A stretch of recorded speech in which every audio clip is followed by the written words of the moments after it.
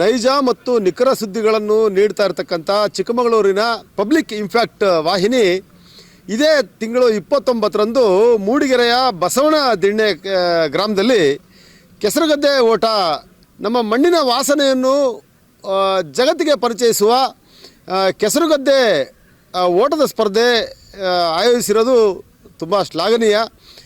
ಇಂದಿನ ದಿನಮಾನಗಳಲ್ಲಿ ಬೇರೆ ಬೇರೆ ಕ್ರೀಡೆಗಳಲ್ಲಿ ಜನ ಭಾಗವಹಿಸ್ತಾ ಯುವಜನತೆ ಈ ಮಣ್ಣಿನ ಸೊಗಡಿನ ಕ್ರೀಡೆಯನ್ನು ಮರಿತಾ ಇರೋಂಥ ಈ ದಿನಗಳಲ್ಲಿ ಪಬ್ಲಿಕ್ ಇಂಪ್ಯಾಕ್ಟು ಕೆಸರುಗದ್ದೆ ಓಟವನ್ನು ಆಯೋಜಿಸಿದೆ. ಕೆಸರುಗದ್ದೆಯಲ್ಲಿ ಮಿಂದೇಳುವಂತಹ ಒಂದು ಸುವರ್ಣಾವಕಾಶ ಕಲ್ಪಿಸಿದೆ.